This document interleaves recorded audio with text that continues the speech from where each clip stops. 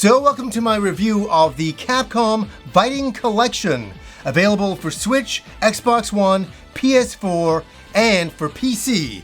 And this is a highly anticipated collection for myself.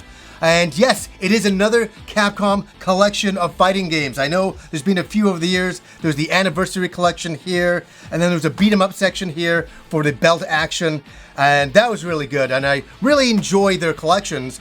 But this one has been highly anticipated, and the reason why is finally in one place, on one cart or on one disc, or downloading it, all of the Darkstalkers games. And that is the big deal thing here, and the one thing that I've really been looking forward to. And there's 10 fighting games included in this collection, and I'm just going to list them at first, and then I'm going to go through the settings and what I think about them all. So to begin with, we have the Darkstalkers Night Warriors, and this is the classic original game known in Japan as Vampire the Night Warriors, and that was released in 1994. We also get Night Warriors Darkstalkers Revenge, also known in Japan as Vampire Hunter Darkstalkers Revenge, and that was released in 1995. We also get Vampire Savior, released in 1997, and Vampire Hunter 2, released in 1997. That was Japan only. Vampire Savior 2 in 97 as well, Japan only. And Red Earth. We finally get Red Earth. I'm so excited, also known as Warzard, right? So it's known as Red Earth when they released it over here. This is the big one on the collection that I'm most looking forward to. I will talk about it, I'll get to it. We also get Cyberbots Full Metal Madness, that was released in 1995. And another really good one in here as well is Super Puzzle Fighter 2 Turbo, and that was released in 1996, also known in Japan as Super Puzzle Fighter 2X. Also included is the Hyper Street Fighter 2 Anniversary Edition, released in 2003. And last but not least, Super Gem Fighter Mini Mix, also known as Pocket Fighter, and that was released in 1997. So those are all the games that are included in this collection, and pretty cool to have all those Darkstalkers games, that is for sure. Most of them I haven't even played. I only was able to play the ones that were released over here. Now there's offline play, we can just play the arcade game at your leisure. There's also a tutorial mode. There's also an online mode, and when I was reviewing this game, I couldn't find anybody to fight, so I don't know if that was set up at this time, so take that as you will going forward. I wasn't able to test out the online applications. And there's also a museum mode in here to capture all of the original pictures and artwork of those old arcade games, and I appreciate this because in the past, I could only see them in my Capcom Illustrations book right here, and there's so much great artwork included in all of these games, and I'm glad so many people will be able to go and see the history, especially with the Darkstalkers series and with Red Earth. Also included in the museum mode is the music in there. So the music for every single game is included and you can play it, so pretty cool to have that. And one thing that I really appreciate is you can turn off the border artwork. Thank God. I mean, I hate these games where it's wired in, where you have that border artwork and you can't turn it off. I never liked that. I always liked the original games, 4x3 or in widescreen, whatever they were presented in originally, but get rid of those borders. And here you can just have black borders, so I really appreciate that being added. And there's a lot of different filters you can use, and I went through these all, and I gotta say, I found a filter, it's called Filter like D, and I loved it. It's the one that I used for the entire playthrough of this game. So if you're watching this game, I played using this Filter D, and I just thought it kind of captured that arcade look perfectly, where when I went to the original mode without any filters, I was like, ooh, it is showing its age, because some of these games are a little older, but you know what? You can pick what filter you want and what suits you. There's also an option to turn on or off graphic content within the game. I'm thinking that's the blood content going on, so you can turn it on or off, which is really good. Now the big selling point for me to get this compilation, and I've ordered the Switch version and the PS4 version because I wanted this so much, is that I have always wanted to have the Darkstalkers series in one place, because they've been all over the place. They've been in Japan, they've been on the Saturn, they've been here, there. I wanted them in one place to play them, and this is the way to do that. And they look great.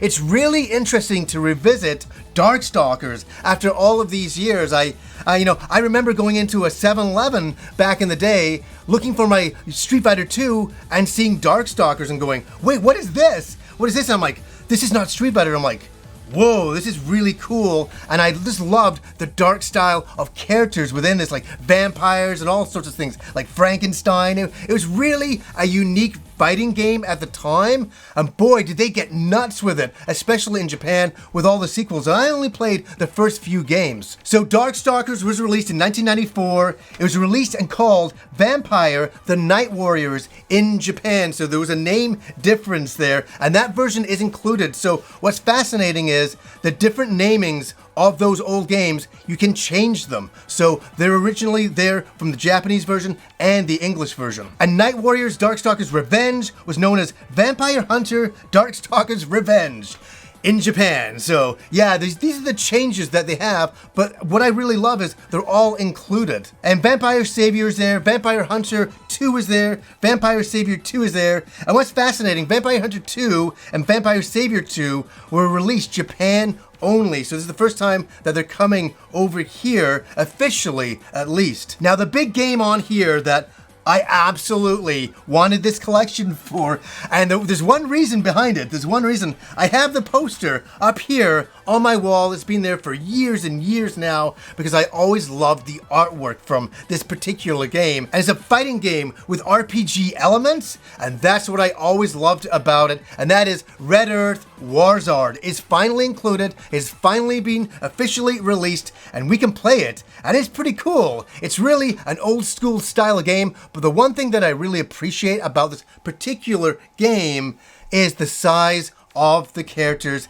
and the adventure elements that are thrown in, so you can actually level up your character within the game, and that's pretty neat. And it's neat to see Warzard Red Earth finally released. It's so crazy because I've had the poster on my wall and I'm like, man, that's lost in the past. We'll never see that. And I played it in a lot of arcades here in Vancouver back in the day, so I always knew what it was, and I'm so thankful that's gotten a release finally. And another game I used to play in the arcades quite a lot, Cyberbots Full Metal Madness.